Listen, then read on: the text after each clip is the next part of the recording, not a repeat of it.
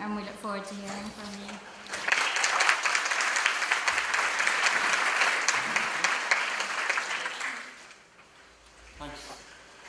Thanks, Roisin. Hi everybody. As you know, my name's Ezra, and it's great to be here speaking to you all today. Just wanted to say, Nalaka Yaka Ninja Wajak Budja. We're meeting today on the land of the Wajak people, my ancestors, and I want to pay respects to them, and also my elders in the room, Uncle Jim and others that may be here. It's great that we're getting this opportunity to share some truths about the history of Western Australia.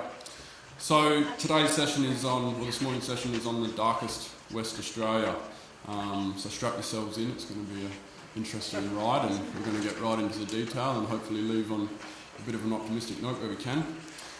So just quickly, there's much in the history of Western Australia from settlement in the late 1820s to the present, and in particular our relationship with the first peoples of the state, that is unknown. How do we come to terms with the truth of the often brutal, difficult history of Western Australia, of how Western Australia came to be? How do we encourage truth-telling of how Western Australia came to be in a way that contributes to increased awareness about our past and to reconciliation, so that we may all live as kin in this one land? The questions that we'll be sort of covering in general relate to that history, and how do we tell these stories in a way that doesn't cause more division, how important truth-telling is to heal, what does healing look like in practice, and Jim and I will all be talking a bit about that, and in particular Jim will be discussing the stolen generations and the work that he does there, and I'll be talking about the work on Lodgemup, and Chris with his research and I guess the history of Western Australia. So just briefly, I'll read out the bios for Chris. Dr. Chris Owen is currently the Batty Historian at the State Library of Western Australia and an Honorary Research Fellow in the School of History at the University of Western Australia. He's been researching Aboriginal history for over 20 years, and his published articles have earned him Research and Archive Awards. His research interests utilising primarily archival state records, including colonial policing, specifically in the Kimberley, Aboriginal policy and governmental administration, and the social conditions at the frontiers of colonisation in Western Australia. He lives in Perth, Western Australia, with his wife and his twin daughters. I'll quickly read through Jim's now so that when the speakers come up they can just flow into each other. Uncle Jim Morrison is a Gorang Noongar elder, traditional custodian of Western Australia's southern coast, who's proudly passed on his strong Aboriginal values to his following generations of his extended family. He's been a prominent activist, advocate, leader in pivotal Aboriginal advancement roles for over 4 decades, working passionately to address the rights of stolen generations and their families. Aboriginal child protection, the tragic mental health and suicide issues in his community, equity and access to culturally safe services in state Commonwealth governments, overdue prison reforms, Aboriginal employment, education and training, Aboriginal equity in universities, the protection of young street people and the formation and management of non-government agencies providing services to Aboriginal families and their broader communities are all areas that he's touched on in his work and his life. For the past 3 years, Uncle Jim has recently taken up a leadership role of Yokai, and I'll leave him to do the war cry, which I can't do justice, Uncle. Healing our spirit, the operational umbrella of the WA Stolen Generations Aboriginal Corporation, and bringing them home WA. So please join me in welcoming Chris to kickstart the session.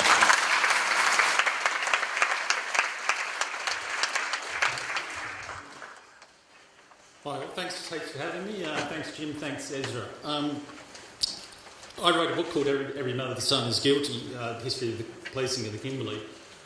And what I did, it's now an iconic image of men in chains outside Wyndham.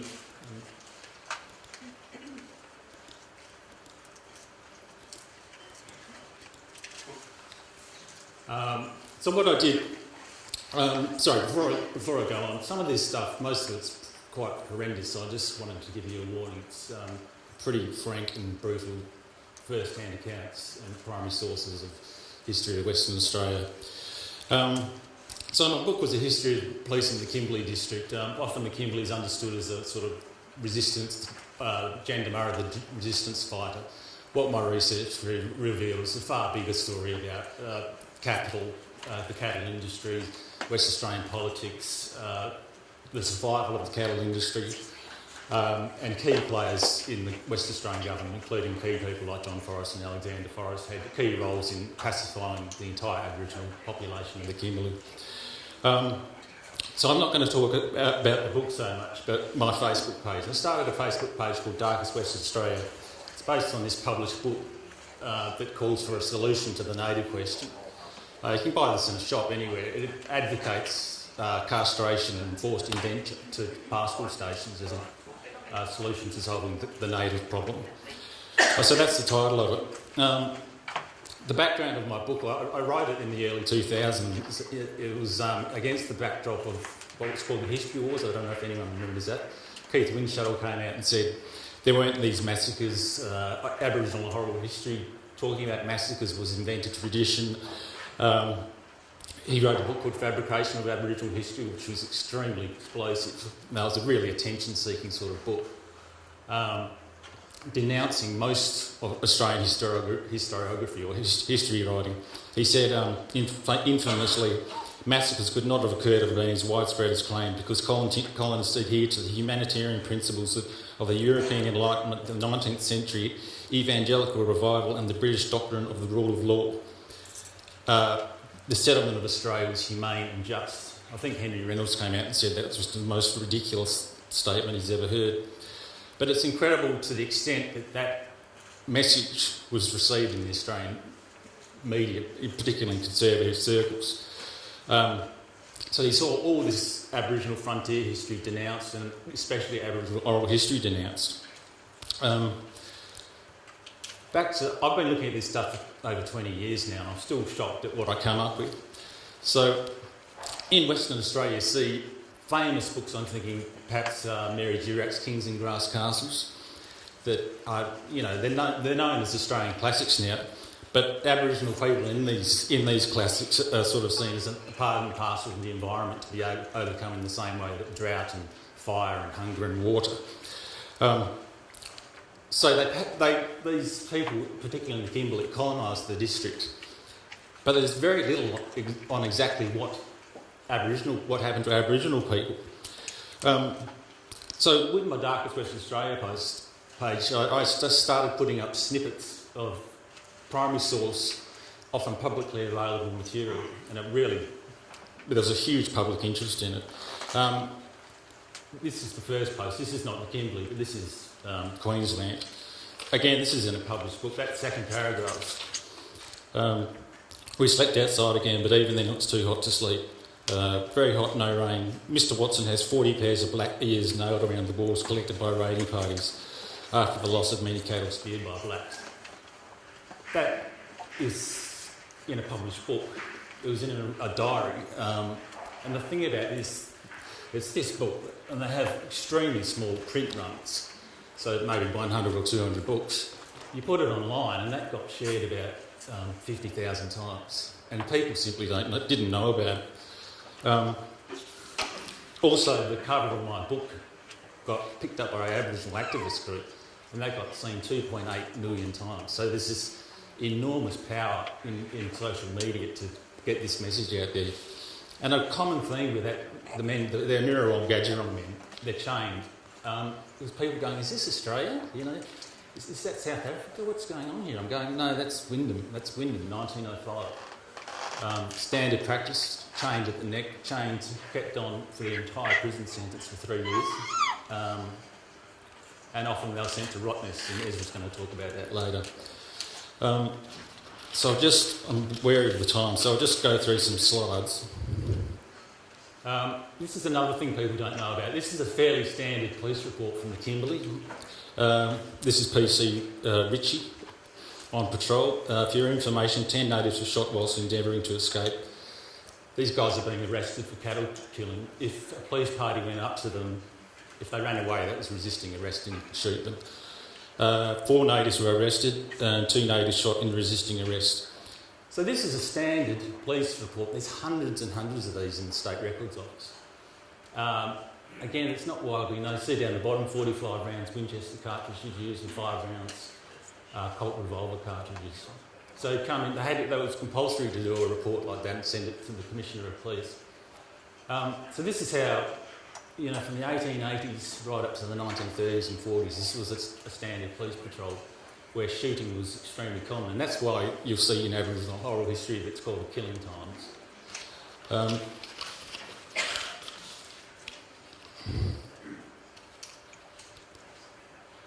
Some of the files are missing in the police files, which is quite interesting. Whole years are missing from the State Records Office. You'll see influential Perth families, if they were mentioned in the file, someone, but I'm not even sure who did it, removed them from the archive. But this is a private diary of a police officer. It's very difficult to read, but it was one of the key moments in a dispersal in the Kimberley. The dispersal was when the police went and shot Aboriginal people who were around the cattle. So I found this just by dumb luck in the Batty Library. It says, the men tried to escape, but in doing so we fired on them, killing 20 men, the women and children making their escape. I haven't seen a police report like that where they killed 20 at a time. So, the correlation between the file missing and that level of violence is, curious to say the least. All through Aboriginal oral histories of the Kimberley, there's a common theme. Again, this is, it's very vile, but they used to catch extended family groups, chain them up, force them to collect wood for their own incineration and then shoot them and burn them. Again, a lot of this stuff is just denounced outright in many circles, but this is a witness statement taken by a police officer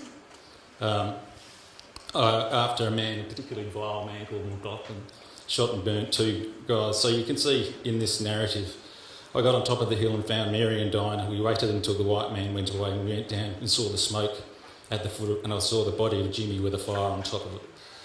So this is an eyewitness endorsed by the police officer account.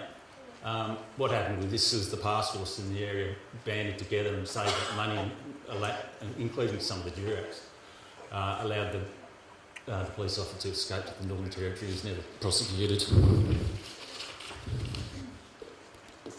This is a oral history account of exactly the same mode or action. Cartier are the white people. Cartier round up all the black fellas, put chains around their necks. They used to bring them in, camp them on the road, drive them all like cattle. And down the bottom you'll see what they did. They used to, it's pretty frank and brutal, but that's what they used to do. And there's account after account after account of these in Aboriginal oral histories, where they just shoot men, women and children and burn them. And this one is 1888, the most infamous Forest River Massacre was 1926. You can see that this is occurring for decades and decades, and it became a standard colonist practice of getting Aboriginal people off the country and pacifying the rest of them who were so terrified into submission. And there was a really intense conspiracy of silence about keeping this only within the colonist community, and that all the police and the magistrates would just complain they couldn't get enough evidence to ever prosecute anyone. There's also, with the advent of Trove, this is the Perth Gazette in 1834. Trove's enabled you to do work in historical research in 5 minutes. It would have taken you 3 months by physically going through the papers. This is an account of the Battle of Dinjarra, which is still disputed to this day whether it was a battle or a massacre. You can read that and you can come up with your own conclusions about it. If they offered to spare a white man or the cattle or avenge in any way the punishment that had just been inflicted on them for their numerous murders and outrages, 4 times the present number of men and women would proceed amongst them and destroy every man, woman and child. So you can see this is 1834, and that's Sterling's opinion. So you can, so is it a massacre or a battle? You can make your own mind up.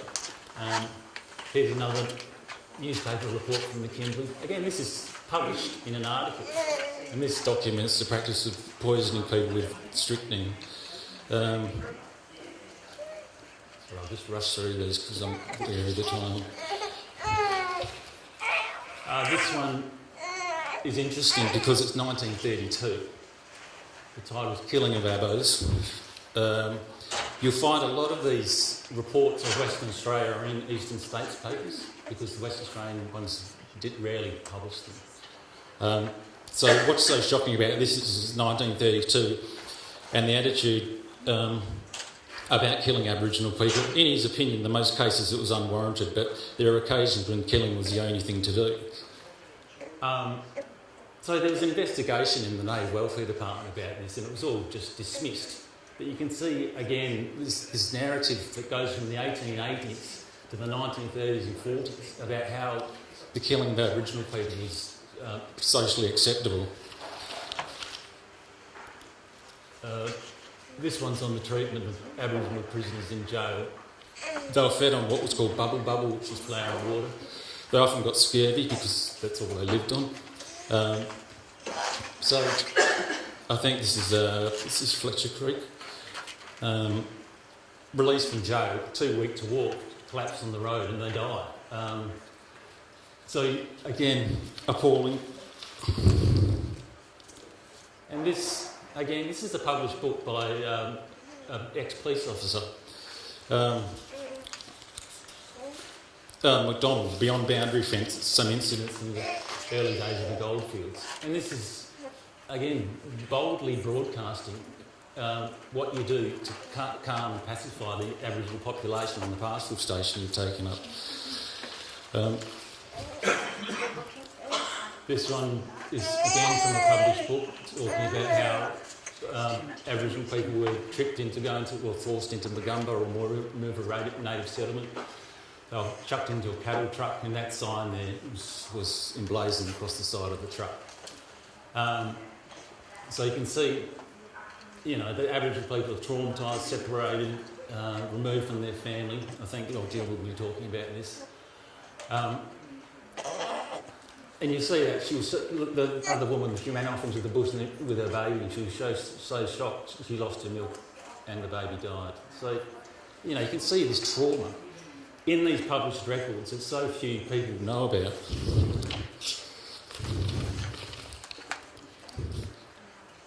This is an eyewitness account of the Forest River Massacre. This massacre is still so contentious. Keith Winshaw wrote about it. A journalist, Rod Moran, wrote a whole book denouncing it. I have no doubt that it occurred. The Royal Commissioner himself said Aboriginal people were burnt in 3 lots, but he couldn't get any eyewitnesses because all the Aboriginal assistants disappeared the day before the trial. But this was a young girl. This is 1926, so this was recorded in the 1980s. You'll see the same themes as in earlier pieces: the chaining, the chasing, the shooting, followed by the burning. So that's from a published book. Old Gribble was Reverend Gribble, who reported the Forest River Massacre and was subsequently vilified.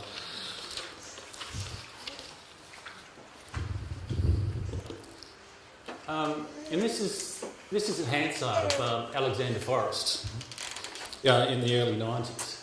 So you'll see that these landed politicians, the Forrest family, while the rhetoric and the celebration of them in terms of Western Australian history, they did achieve a lot, but they also did have this sort of attitude. And he stood up and said this in Parliament. I asked whether the life of one European is not worth 1,000 natives, so as a settlement of the country is concerned. And down the bottom there, he's advocating the establishment of a native police force, which never existed in Western Australia. And the native police force was the Queensland, New South Wales, Northern Territory model, where Aboriginal soldiers just went around shooting everyone they came across. And I'll just finish on this one. This is something Jim will be talking about. This is the notion, this is in the later 1940s when the whole notion of caste and blood came to dominate Aboriginal policy. So you had to be, if you can't, there was the infamous 1905 Act, if you are a quarter caste or less, you came under the, a quarter caste or more, sorry, you came under the 1905 Act and you were subject to various restrictions. But you'll see in this sort of nonsensical letter. This bloke trying to make up what caste this person is. So you'll see they're often just guessing or sort of trying to rationalise it in this sort of, you know, it's actually ridiculous when you read it several times. But that actually documented and controlled people's lives. And you'll see that every Aboriginal person who came under the 1905 Act had a personal file, and Jim might talk about this as well. Sometimes 200 to 300 pages that documented every aspect of their life. So this was only dismantled in the 1970s, this sort of system. But it blighted Aboriginal lives, you know, forever and ever, generating intergenerational trauma.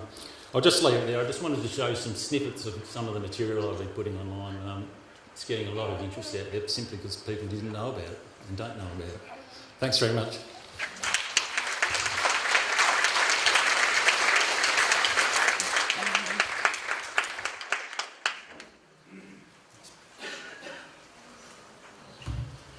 Thanks, Chris. Yeah, very, very difficult information to hear. Yeah, I appreciate everybody, you know, staying the course to sit through that. It's not easy to confront the truth, but it's very important that we do understand exactly what went on so that we can begin to, you know, resolve this history and move forward together. So I'm going to talk about Wajamup, and it sort of flows on from what Chris was talking about the removal of Aboriginal people from country and the dispossession of them from their land, and Rottnest played a seminal role in this whole process across the whole state of Western Australia. But before I do start, I just wanted to mention that I do work for the Rottnest Island Authority as the Aboriginal Heritage Officer, but I'm not actually here speaking on behalf of the authority today, but I will be using some of the information that I present through my work. So before I step into the traumatic history of Rottnest, I just wanted to quickly say this, and it's important that everyone understands this. That island, Wajamup, hasn't always been a place of trauma for our people, historically, and for a much longer span of time than what it was used as a prison. It was a spiritual paradise, and it played a really important role in the beliefs about what happens to the spirit of a deceased person when they pass away.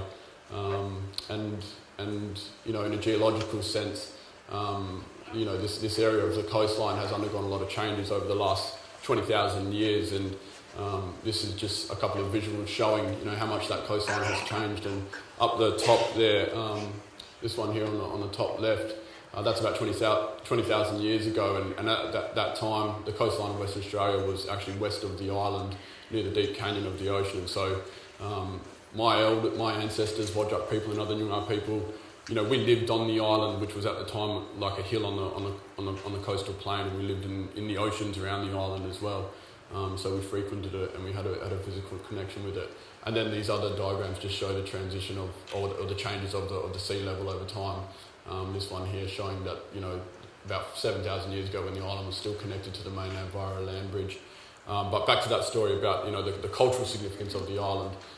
So it's just to summarise it quickly, because we don't have a lot of time, but basically we believe when you die, your spirit leaves your body and it undergoes a bit of a journey on the mainland, connected to the Mudjar tree or the West Australian Christmas tree. And it goes around on the mainland visiting the different places that it had a connection to when it was alive, and its family, its mort, and its connections to country. And then when it's ready to leave the mainland and make its transition towards the afterlife, it goes over to Wajamup, Rottnest Island, and it spends some time on Wajamup, coming to terms with the fact that it's, you know, moving from the physical world to the spiritual world. And Wajamup in that sense is like a resting place. It's a place where the spirit is comfortable and it has everything that it needs. And when it's ready to make the final transition from the physical world to our version of heaven, which is called Kurunup, and that's located in the deep ocean west of the island. The spirit moves down to the west end of the island here, and we believe that's where the spirit meets with the whale, and the whale then takes it on to its final resting place at Kurunup. So just a quick summary of all of that. So this is a shot of the west end of the island where the spirit leaves from and it meets with the whale. Very, very important spiritual site for our people. So it's important that people understand that, you know, that the island has that beautiful history, and it still is a beautiful place. now it's got this thin veil of 100 years worth of colonisation and traumatic history that sits that is kind of a layer on top of that. And that's something that we have to deal with, and in my opinion, I don't want us to get stuck in that trauma. We have to come to terms with it, and we have to move through it, and it's very important that we do that, and I do believe that we will do that, and one day we will get back to seeing the beauty of the island. So following on from what Chris was saying, the island was turned into a prison for Aboriginal boys and men, boys as young as 8 years old right through to men in their 80s. Were removed from country across the whole state of Western Australia for almost 100 years, from 1838 through to 1931. So 9 years after the Swan River settlement was established in Fremantle here, the island was gazetted as a prison. So, there was sort of 9 years of, the incoming settlers coming in and being granted parcels of land within the southwest region initially at that stage. And this visual just shows the movement of this, it shows the regions where the prisoners were taken from, but it correlates with the movement of the settlers. So the darker areas are where the areas were settlised first, and then they moved out throughout the state sometime after that. So initially they were taking men and boys from Noongar country, Whadjuk country and Noongar country right down south. Albany was actually settled a few years earlier than Fremantle, so they were taking them from there as well. And this journey that they would make, it had a few stages or a few legs. The first journey was from the point of arrest, or where the men and the boys were arrested. Sometimes that could have been hundreds of kilometres inland from coast or in the central desert regions. And when they were arrested, they would be chained. They'd be chained around the neck, hands and feet, and then they would be chained into a gang, and they'd be walked to the nearest regional processing centre. So there were towns, dotted all along the coastline of Western Australia in those early days, and they would be brought into wherever that nearest town was. Sometimes there were police or judges in those towns, and they would be processed there and charged for crimes that they committed, or they'd be put on ships and then brought down to Fremantle, and then they'd be held in the prisons here in Fremantle, the Fremantle prison and other early prisons. And then on the day when they'd be transported to the island, they'd be brought down to the roundhouse here. The roundhouse was like a place where the men would be held for a short period of time before they'd be loaded into the boats on Bathurst Beach and then rowed across to the island. So that journey, was also claimed the lives of many men, and we don't actually know the numbers of how many men and boys died just trying to make it to the island. That trek across country into the nearest regional processing centres could take weeks or months on end, depending on how far that journey was, and the men weren't being fed well, they weren't being given water. Sometimes they'd be lucky if their wives would follow along behind them and forage for food and keep them nourished along that journey. The journey down in the ships was also quite horrific. There's records from the diaries of men that worked on the ships talking about the prisoners being held in the storage hulls underneath the ships, still in their chains, which was illegal. You weren't allowed to transport prisoners under colonial law in their chains, but they did that with Aboriginal prisoners. And they talked about just throwing raw offcuts of meat down into the holds, and that's what the men had to eat to sustain themselves on the journey to Fremantle. So, it would take a strong and resilient man to make it to Fremantle, and then also to make it to the island. And that was really just the beginning of what was to come. So this is a kind of an overlay of that journey, of the map showing the different Aboriginal nations across the state and the different language groups. And this is another one that kind of shows a bit of a breakdown percentage-wise of the numbers of men that were taken from the different regions. So if you add up all of this area in the southwest accounted for the most prisoners taken to the island, closely followed by the Murchison and Gascoyne regions, and they're often combined into one region. And then you also had men taken from the Pilbara, the Kimberley, the Midwest, the Goldfields, Esperance region, and also the Central Desert region, but to a lesser extent, because that area wasn't actually explored until the early 1900s and around the time when the prison was closing. So the men were taken from country to Roundhouse and then over to Wodjuma. So these are just some statistics. I'll just run through these really quickly, but this has come out of some research that was done by Dr. Neville Green in a book that he wrote called Far From Home. So that's kind of the most complete account of that history that's available for people at the moment, and I'd encourage anyone to read that if you wanted to find out some more information. So this is just showing the numbers of prisoners, and as I said, the majority were taken from the southwest. Then you combine the Murchison and Gascoyne, you've got about the same number in the other areas. But there's also a large percentage of men whose records were not sufficient for us to account for where they originated from, and it's difficult to trace back to the specific communities because often you would only have the records of the regional town that they were received into. So you can trace it back to a major town or a centre in those different regions, but then from there it's kind of the records aren't 100%.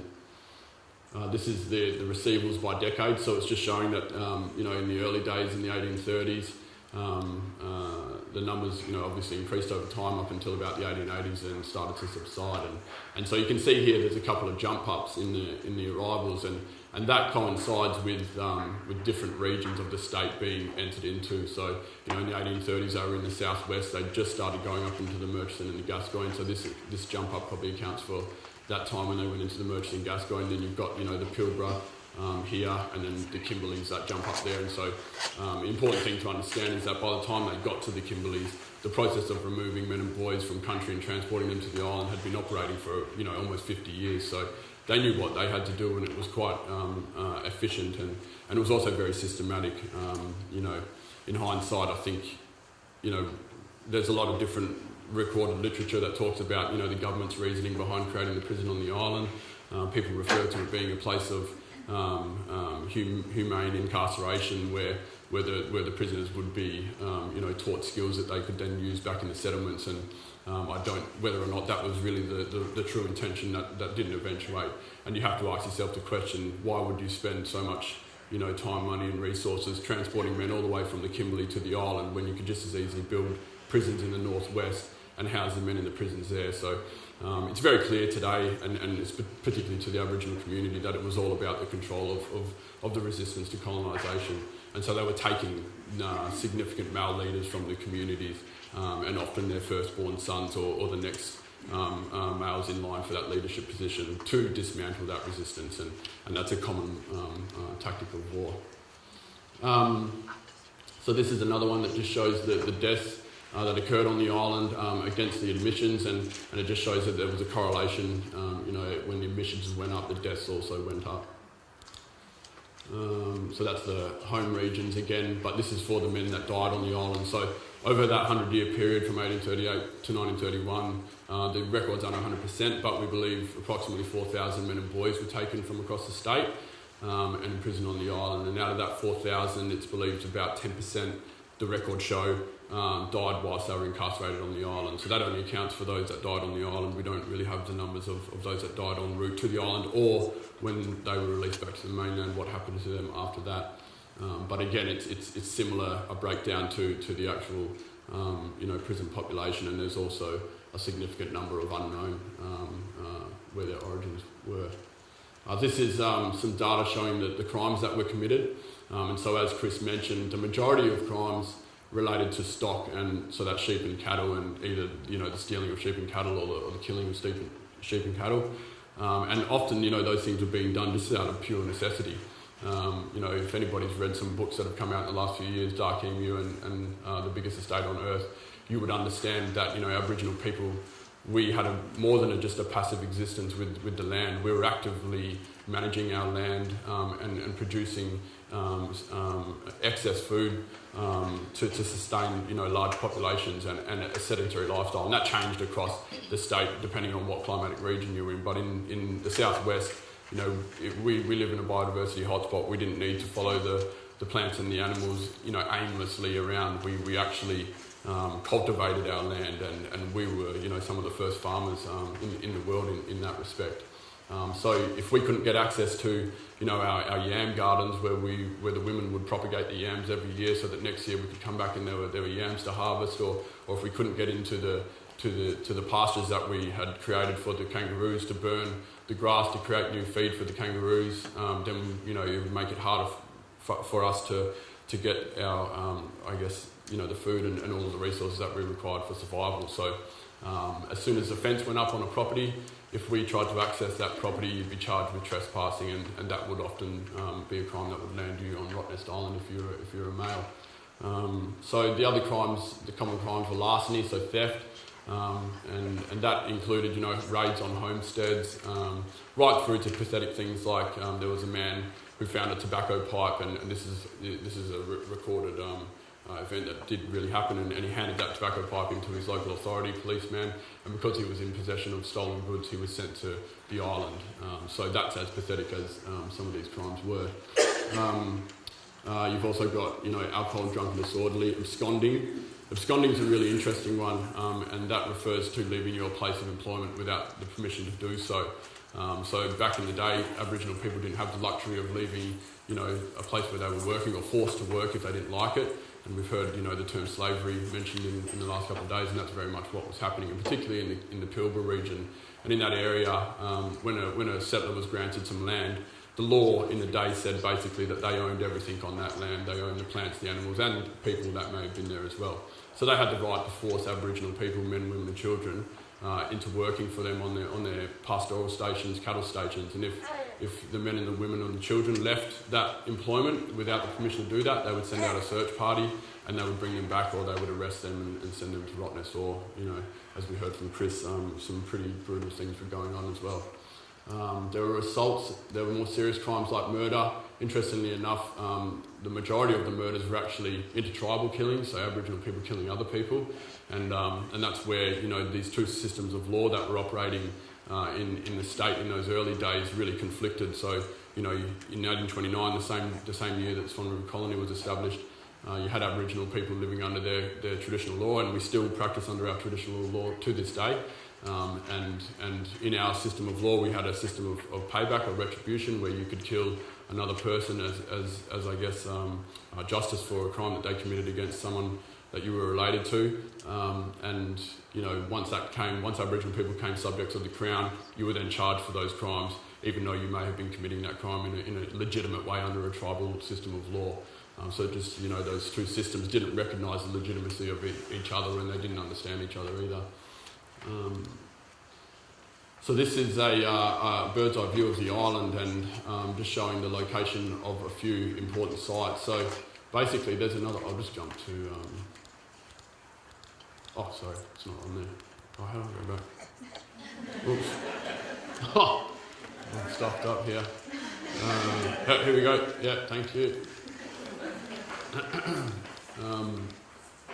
Okay, I won't do anything. So this is the island. This is the main jetty where all the tourists arrive on the jetty. The visitor centre's just there. And this beach here is where the prisoners arrived as well when they rode from Fremantle. So that journey was in a small rowboat, about 15 people, 10 prisoners and a few guards. And they would row to the island, and that took about 7.5 hours on a good day, and the men would row the boat themselves, and you've got to understand, that would have been a very confronting thing for a lot of these men. Some of them probably had never been out on the open ocean before, let alone been forced to row a boat or be put into a situation where they were with other really significant leaders. We talk about in our community the equivalents of the kings and the princes of our tribes across the state, and they were forced to be in close confined spaces with these men who they often didn't speak the same language as, so really, really confronting experience for them. So they arrived on the beach here, North Thompson Beach. Right here on the beach is a small prisoners' transit cell. So when they arrived, they would either be held in that cell for a short period of time, a night maybe, and that was used for both prisoners arriving on the island and those that were being taken off the island. Then the warden of the jail would come down and receive them. They'd be marched up the stairs up to this point here, and then down here into the quad. So there's a walkway there that's called the Prisoner's Walk, and that was the connection between the beach and the prison. And this is the quad, which many may know about. So this is one place that they held prisoners on the island. It's probably one of 4 locations. They also held men down at the Salt Lakes, and Henry Vincent, who was the warder of the jail, this is his chalet right here. And the first cells on the island were actually just in the back of his house in the courtyard here, and that was the first place that men were held. They were also held in the general store, and then the Salt Lakes, which is down here. You don't see them on that map.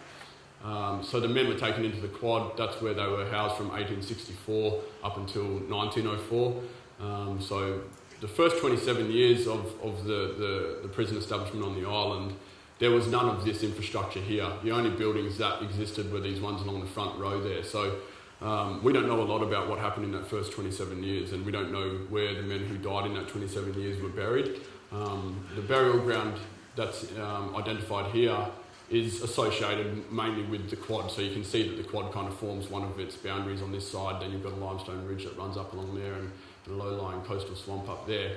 And so we know that, you know, that accounts for the men that died since the quad was built and up until about 1904, even through to 1931, but before that we're not sure. So this doesn't account for all of the burials on the island, but it's a place that we're now focusing on in terms of this truth-telling and healing process. So that's kind of what it looks like a bit, you know, more accurately. This is a bit of a zoom in on the quad and the burial ground site. So as you can see, this is the area in the centre here where there's been ground probing radar conducted to try and establish the scale of the site. And that's the area where there's been about 371 locations of disturbed ground identified, and I call them, you know, disturbances or disturbed ground and not graves, because with ground probing radar you've got no way of proving if there's actually human remains in the disturbance, and the only way to do that would be through archaeological investigation, which will probably never happen because of, you know, the spiritual sensitivities associated with the site and the fact that the community don't want the ground or the spirits of the ancestors to be disturbed. But you can see, you know, like this is the main settlement of the island. This is the main drag right here. There's a bakery there. There's shops along here, cafes and stuff. This is all, you know, this is all the prison precinct. This is where it all occurred. So we're now operating, you know, the main tourism infrastructure out of this former, these former sites. And the quad, for a 87-year period from the day that it closed as a prison in 1931 up until the 31st of May last year, was operated as a hotel for tourists. So you would actually go in, you could pay money to stay in this building, and in this building we believe, you know, 200 to 300 men and boys died. So you would actually be paying money to stay in the cells that these men died in. And in that building, in its original configuration, there were 22 cells, and at maximum capacity it held about 180 prisoners. So if you do the maths, you're talking, you know, 5, 6, 7 men per cell at max capacity. And the space in the smallest cell was about the size of a single bed. So you can imagine, you know, 7 men trying to share a single bed space. That's not enough room for them to lay down properly. They wouldn't really get a good night's sleep. They were engaged in hard physical labour. They were out on the island being used as a labour force to quarry all the limestone that was used to build all these buildings. They built their own prison, they built the houses of the guards, they built the lighthouses, the roads that go out through the island. A lot of the infrastructure that's still being used today to drive economic profit through tourism was built at the hands of basically Aboriginal slave labour.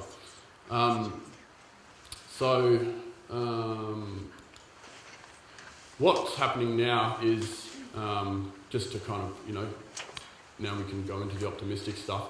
We are now embarking on a process to acknowledge this history and to come to terms with this. And this is at the end of a very long period. We've been talking about doing this stuff since about the mid-60s or the late 60s. So we're talking about 40 years worth of discussion before we've actually started to take action on this stuff. And it's taken us a long time to get there, but we are getting there, and we are embarking on this process, and it is very, very awesome to see and to be involved in as well. So what we're doing right now is we're coming towards the end of the statewide consultation process with the communities across the state that were affected by this history, focusing primarily on the burial ground, and the outcome of that consultation process is the development of a landscape and interpretation plan for the site. That takes in, you know, to account, well, that is pretty much directed by the Aboriginal community, well, it is entirely. And so the site will become a reflective space. It'll be landscaped in accordance with the community's wishes. It'll at the moment, you know, the things that are being asked for are private areas where the mob can come and practice ceremony when they need to, when they come to visit the island. Also, you know, community ceremony areas, and then other elements, and it's going to be kept, you know, pretty natural. We don't, you know, the mob have said that they don't want a Wadjala or a Whitefella cemetery. They don't want too much, you know, constructed materials in there. I mean, obviously in our traditional context, our burial grounds, our ancient burial grounds were always, you know, just natural. It was the landscape, and the land became, you know, the interpretive elements of those sites. So we're going to keep it like that. And then I guess the quad is the other part of, you know, this main focus of this memorialisation of this history. And the quad is a large building that allows, offers itself to something like an interpretive centre or a museum type building where you would come to learn about that history. But I am sort of preempting discussions that need to happen with the community still. So just like the burial ground, we need to consult with the state's community before anything happens at that building.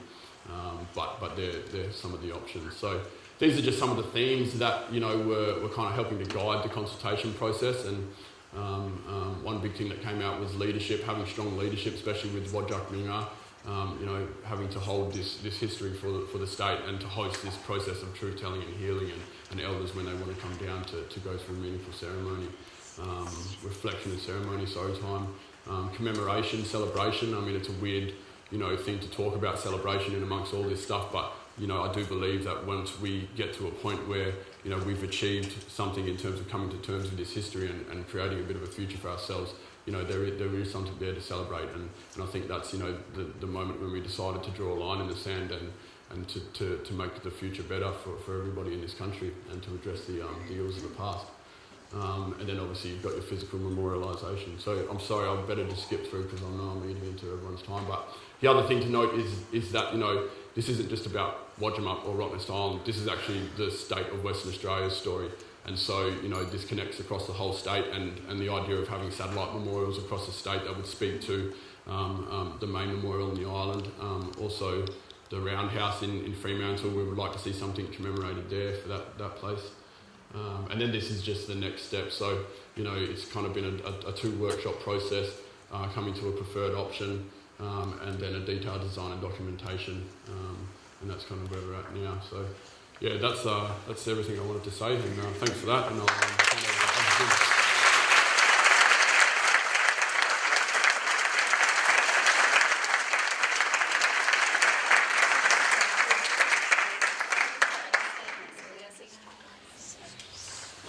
over to Aliwa Wajala. Aliwa Nidiyang. Beware of the white people.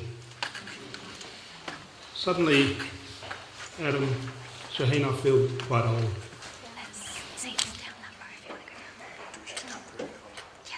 Thanks, Chris, Ezra, for making me feel old. We talk about time. Well, our people have been here 100,000 years, so you can sit and wait. No, I don't know how much time we've got, Shaheen.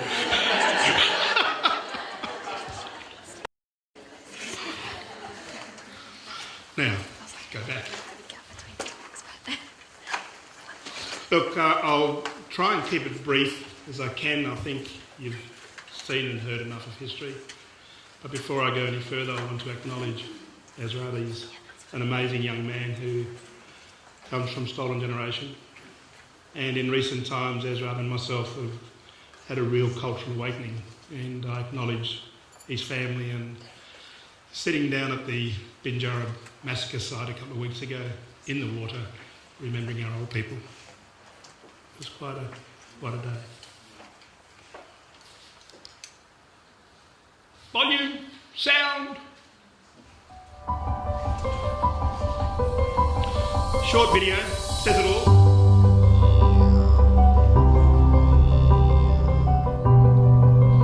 But then I'll follow on for another 15-20 minutes.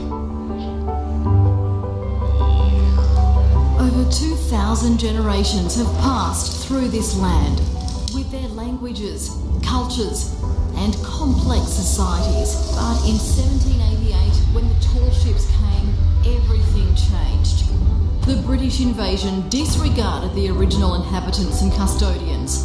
The next 7 to 8 generations were marked by trauma, resulting in the social and emotional well-being issues we see today. Whole generations of children stolen, families broken.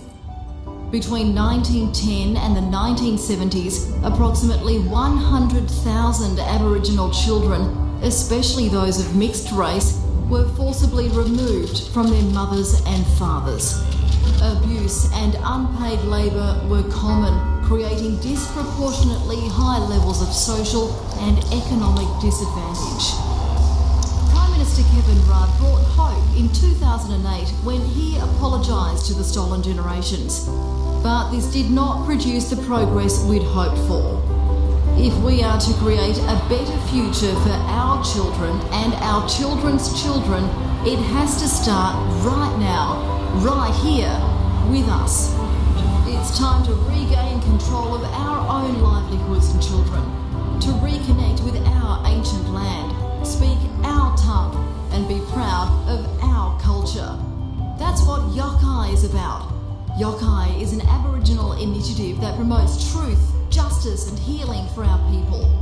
There's a long way to go in addressing the trauma, but we will never give up. Will you stand with us? Yokai!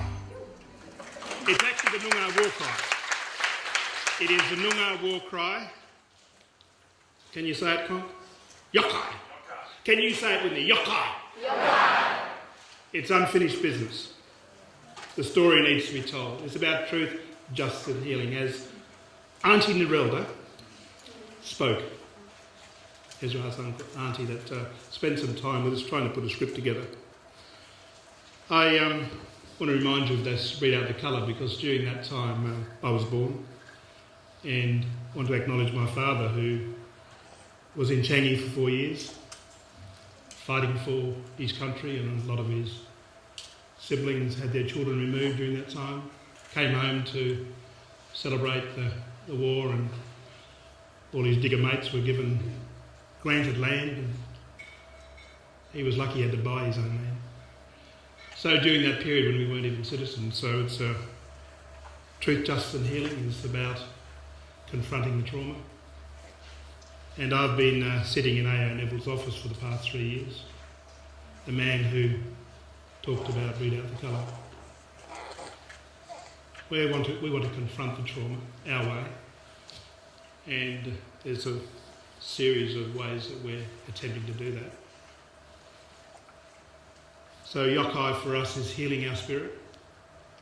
It's acknowledging our old people, our country, our culture, our language. It's returning to that, and as I said, had a cultural awakening recently, and that's pretty tough when you're turning 65. I should have been brought up in that culture with my 30 parents. Dad was the oldest of 23, Mum was one of 7, all taken and put into various institutions. Noangarup Mission, Moore River Native Settlement, Carrolup Native Settlement, Moore River that became Magumba Mission, Carrolup Mission, Carrolup Native Settlement, where all that beautiful artwork ended up in New York, became Maribyrnong Mission. Chris, thank you for making me bawl like a big girl today. Some of those things I haven't heard before, and it was very confronting.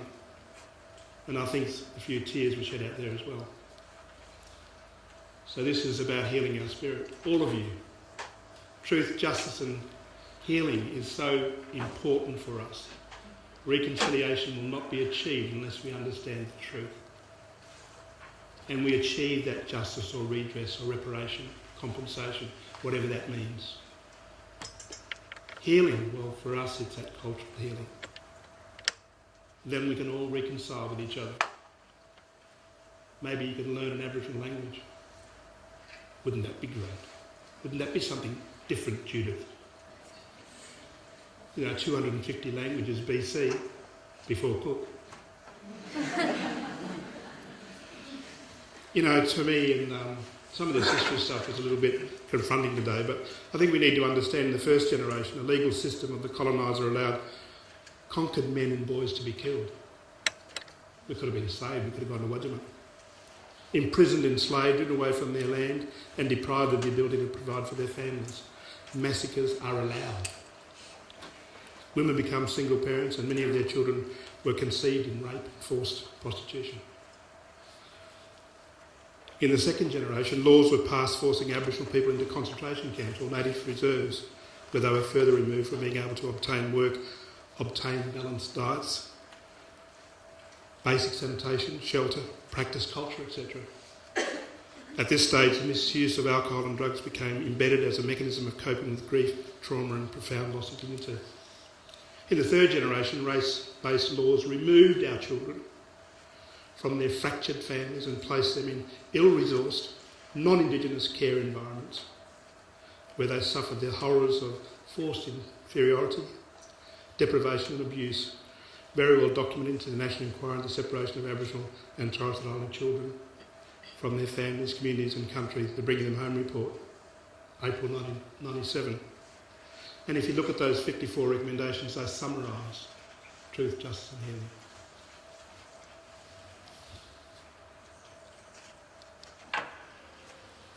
Last year a report came out which really stunned me, really. It was a collaboration with the Australian Institute of Health and Welfare and the Healing Foundation, which talked about 17,000 survivors today, where the percentage were. I'm going to whiz through this because whilst this is important and it's available to you, this is quite astounding.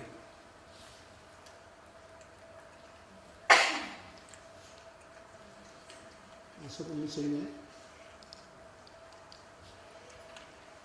114,000 survivors, descendants in 2014-15. That's the part that's missing. But this data here tells us that WA has the highest proportion of survivors and victims. You know, when we started our work, it was perhaps 1 in 3 that we were advocating for, and now it's probably more than half. 1 in 7 have a disability, 33% don't get services. I wonder what that's like in Kalgoorlie. The complex trauma effects, I've sort of generalised it a little and talked about what has happened in the first generation of colonisation. And this is nationally, that women and boys were removed or killed. So that forced removal, I won't repeat this, but the thing that has recently brought home to me was the epigenetics. And I've only learned that in the last 12 months, a couple of years perhaps. So there is now a word for this intergenerational trauma. And talking to some of my Jewish friends last night at dinner, there's a journal article that a Jewish woman's had a baby recently, and she just can't understand why she's overly protective of this child, and why our survivors today are still in that child state. We have someone on our board that's 40. Our co-chair has just turned 50. My mother's probably the oldest survivor in the country, 91. Lives by herself and looks after herself. Thank you, Judith. I prefer to Judith, an old friend and colleague. But there's still all these issues that we have to deal with, which, again, it's pretty tough to try and deal with today. And but let's look at what we want to do in this regard. We've had some issues recently where there's been a bit of a blockage or a barrier by the traditional owners. And that's particularly raising its head in Noongar country with the Noongar land settlement. My board has said, well, forget about the traditional owners. We need to be able to think of how we can move forward. And virtual reality seems to be the way forward. Whilst the missions will always be there and facing various disrepair, and those I'm talking about are Noongar country, Wandering Mission, Moore River Native Settlement, the Boob is still standing, the rest is just foundations. Magumba Mission, there's some buildings left there. So we're looking at Moore River and Magumba in particular because of the impact it's made right across the country. My children's old people came down from Turkey Creek on a cattle ship to Fremantle and a cattle boat to Magumba. I've got 1,700 names of those people that were there prior to 1940. made famous by the rabbit-proof fence, and some of those buildings were depicted in the rabbit-proof fence. We want to find those visuals to revive these images and those missions, so our people don't need to be or won't be traumatised by getting traditional owner permission. Wandering's locked up, and we did some drone work there. The buildings are a mess, but the survivors that were at Wandering Mission, and there was a priest who walked from the court just a couple of weeks ago who abused children here, got off on a suspended sentence. A school teacher was acquitted last year. The victim was made to be a liar. One victim, her trials and tribulations were heard in the court a few weeks ago. It was a month ago. She spent a lot of time in wandering. She wrote Wandering Girl, yet the priest walked, as the teacher last year was acquitted. So some of these images have been revived by the people that were there, and we now want to work on some augmented reality where the stories are told. We want to work on a project with Moore River and talk to survivors and their families, where they were beforehand, where they are now, and work with the museum and others. We now have a reference group to look at this as a healing tool, so our people don't need to go back and be traumatised without their families, so they can sit in their lounge room and go back to these places where they were abused. A bit like what you're going to see now.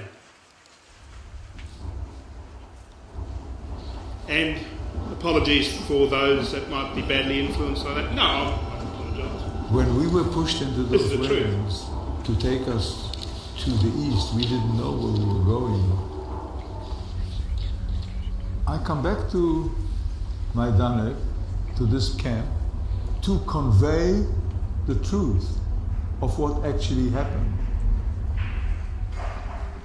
This place, this camp, was a place of torture.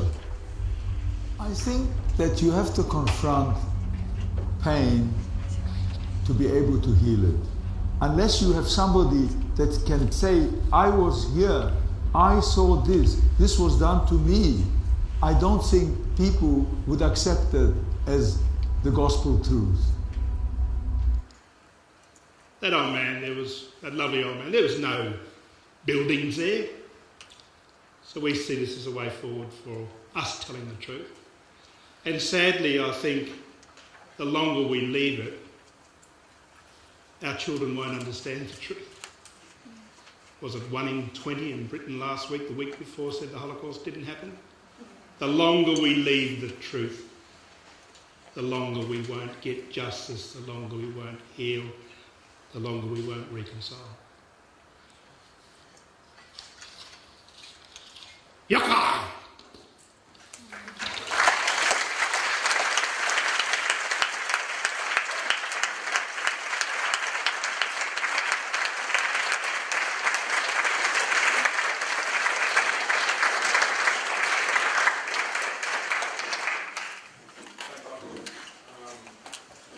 So we've got about 10 minutes for some questions and a bit of a discussion, so I think we'll just jump straight into that and make most of the time that we've got available. We'll break for morning tea at 11, but are there any questions from the audience? Up there. For Chris, in your detailed research, have you ever come across any indication in the records that there might have been some recognition in the early days that the two cultures involved, the European and the Aboriginal, were totally different? And for example, as I understand it, Aboriginal culture originally did not recognise or have any understanding of property ownership, whereas European culture is sort of based on individual. So what the Aboriginal people saw as perfect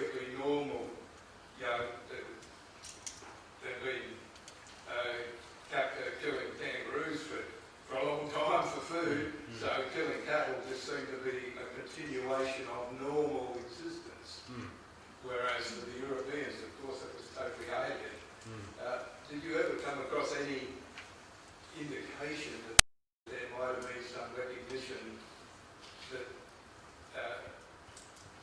the two cultures tried to understand each other? Yeah, most definitely. I mean, in the Swan River Colony, there was an attempt by a bloke called Shenton to set up a treaty with the local Noongar people, but that was quickly kiboshed. The general theme was, and it came out in the early Swan River Parliament, that the natives can have all the land that the white people don't want, which was, you know, you can see that attitude exists to this day. But Aboriginal people practiced the reciprocal taking of food, and that was how they understood things. But to the colonist community, that was theft and plunder. So it started off. The Swan River Colony was relatively peaceful in the early days, but as the stock theft and the taking of stock increased, and they were obviously stock was considered very valuable in the early days because it was so difficult to produce enough stock. That this was quickly escalated into criminal actions, and the shooting and the imprisonment happened. So, but it's also interesting that Aboriginal people actually had more rights in the Swan River Colony. They were considered British subjects on the same level as the colonists. They had more rights then than they did in the mid-1900s. So, they were just continually subjugated one way or another through law, violence, or removal sort of thing. Just down in front. Question. I guess that's to Jim and Ezra. So it sounds like, complex trauma. What are the interventions you've seen that are the most successful beyond exposure therapy? We know that in complex trauma is very often pre-verbal, so people can't actually talk about it. It's actually in the body. Look, whilst it's been recognised that we've been working in this area for some time, we haven't put in place any actual therapy or healing, but governed and looking very closely at the Healing Foundation that was set up a year after the apology. And what they're telling us now, their research is very good, obviously, what you saw earlier. So the emerging themes for us there's 10 of them, if I could just go through them. Identifying with our cultural lineage makes us proud and dignified. And there are so many people still trying to find family. Preserving and sharing cultural heritage gives us a sense of future. Connecting with land, country and our history makes us strong. Following our cultural ways makes us feel good and builds our spirits. Strengthening our community gives us belonging and protection. Acknowledging leadership is a great one, because you people might call it tall poppy syndrome. We have the tall kangaroo paw syndrome. We need to acknowledge leadership and to mentor our future leaders. Respecting self in others is an important cultural value that guides us. Using our cultural skills in our work makes us feel valuable and rewards us, and you must feel that every day. Grieving space and healing time lets us take care of hurt. Lots of funerals on Friday. Sad day in the bush. Reconnecting with our spiritual selves is powerful and makes us whole. These 10 principles, if you like, it's guidelines for our practice plan. So everything we're endeavouring to do. And, we were hoping to renovate the missions, but as you've heard, there's a bit of a barrier with traditional owners. So we're now seeking land that is not going to be connected to traditional owners. And we're talking to the heritage people about some of their properties. And we're developing committees that aren't necessarily associated with the country. In Kalgoorlie, we have a committee that's a range of people that aren't going to be impacted by traditional owners and being offered some space through department communities. So this for us, it's all about what we had for thousands of years, 2,000 generations before Cook. It's that sort of healing and heritage that's required, not just for Aboriginal, but for all of us. For goodness sake, be proud of the oldest living culture on the planet. Don't be ashamed. So it's about that healing for all of us. So I think those are some of the themes that will come out in the properties we acquire. And the leadership group are survivors themselves. They'll be telling me what to do. My 30 parents will be telling me what to do. Mum is 91, is still telling me what to do and when to do it. So it is vital that survivors do have the leadership and empowered to do it, and sadly that isn't the case. I think you summed it up really nicely. That's great. I'll leave that there, but we'll just take another question.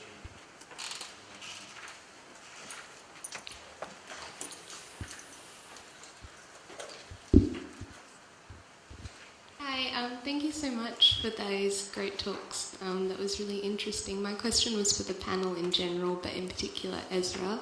I was just wanting to know what sort of responsibilities you see, I guess, Wadjilers like myself, in terms of the way we talk about and interact with Wodjima or Rottnest as like a place, in terms of like whether or not we, like how we can support the sort of causes that you're talking about transitioning, and in terms of the way we talk about the place, what sort of responsibilities you see there.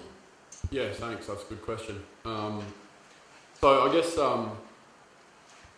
starting from my perspective, like as an Aboriginal person, and particularly someone who has a traditional custodian link to the island and understanding its ancient significance, you know, it was never a place for people after it got disconnected from the mainland, and so being there from that perspective is, you know, a little bit weird for us.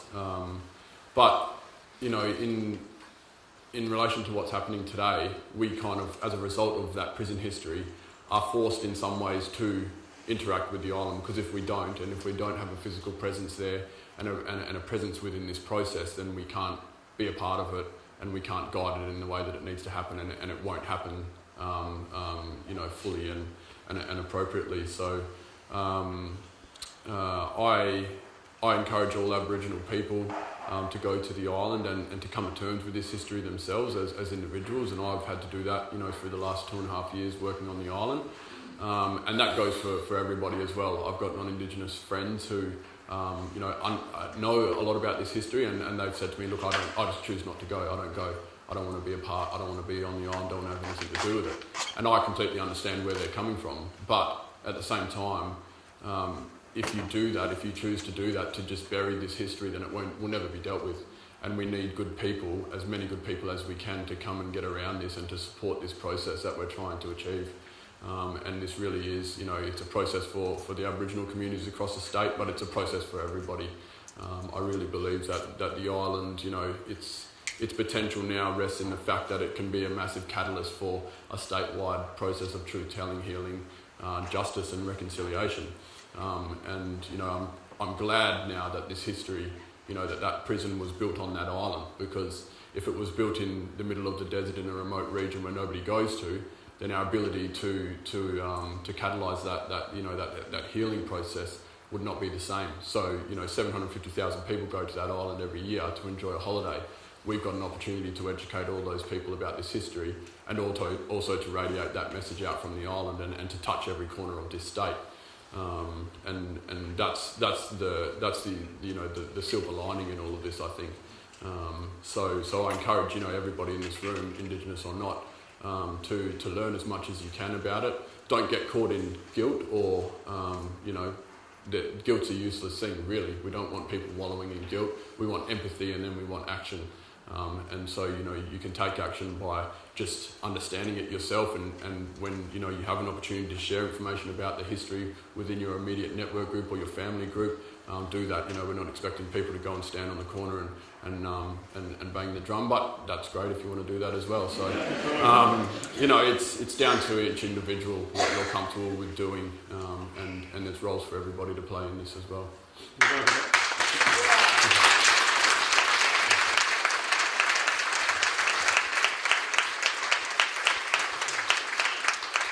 Can I quickly add, I lived here 50 years before I ventured out to Wadjimup, and it was quite a confronting thing to see.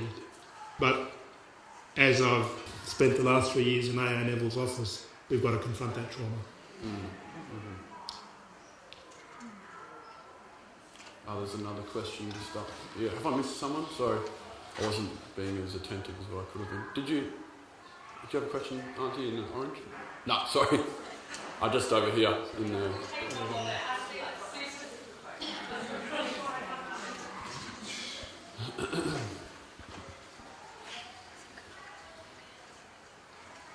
Thank you very much for a very powerful presentation. I'm interested if you have anything to tell us about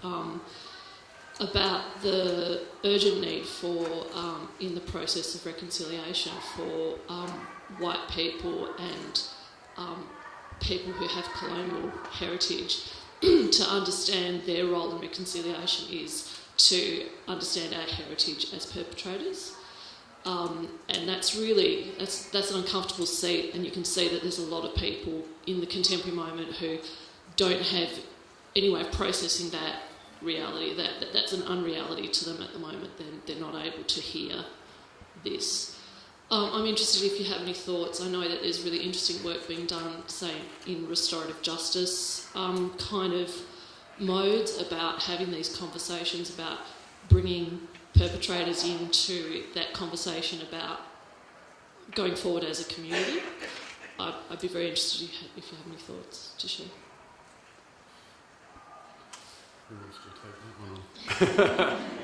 Look, I don't know. Well, sorry, yes, I do know. There's 1,000 organisations around Australia that have reconciliation action plans. You know, to me, if they were really dinkum, we wouldn't be in the situation we are. If they were realistic about job opportunities, there wouldn't be any unemployed people. So it's about that. It's about that. Being more realistic with their goals, but also understanding and communicating with Aboriginal people, having external reference groups, not just internal people. And two, think about the realities that a lot of Aboriginal people don't understand this history and don't expect them to work with you in a spirit of reconciliation if they don't know. I mean, I worry now that the truth that's going to come out, we're going to have more people in prison, more kids in juvenile detention. We need to be very careful how we make our community sensitive to these issues. Our kids need to be on side, but they shouldn't be understanding the hip-hop of America before they understand their own culture. So we've got to move in a very steady way, I think. So don't approach anyone and say, hey, brother, sister, what can I do to help you? I think we just need to think about that very carefully in a very reconciled, sensitive way, because I worry there's going to be some anger. And I'm sure there is in other traumatised people of the world. There's going to be that anger before we come to some realisation that we all got to live together. So I think there's some cautions there about how we move forward. And there's the same old people that are involved. I mean, I jokingly call myself Bob, Burned Out Black, but there are the same people. But remember, there's layers and layers of people that could be involved and encouraged to be involved. So we need to think about those layers of our mob that want to be involved. Just need some encouragement to work steadily. Don't be embarrassed about saying the wrong thing and being a silly person. Acknowledge that you might be a silly person and work through it with that person, because we will understand that you're a silly person. But we want to work with you in a way that we can all achieve the same outcome. So I think, as I say, there's some cautions there, I think, on how we move forward. Yeah, I might just add to that quickly. I think it's not easy to do, and for a lot of people who can trace their lineage back to those first settlers who may have committed a lot of atrocities, it's quite a difficult journey of healing that they need to embark on themselves. And I think the thing to take out of it is that the only way that those crimes of your ancestors could define you is if you allow that to happen. So you can choose how you want to live your life, and it shouldn't be dictated by potentially what crimes or injustices happened back in your lineage. And so there are people alive today and within our communities who are living privileged lives as a result of these crimes that were committed not so long ago, and it's up for them to decide how they want to come to terms with that and how they want those crimes to define themselves and their existence. I think too, the debate needs some sensitivity, and what you've learned maybe in the last few days, challenge that. Challenge what you're hearing. Don't be afraid to challenge it. Don't be afraid to hear the truth and challenge the negativity and the racism that exists. Okay, I think, that's us. 5 minutes over, not too bad.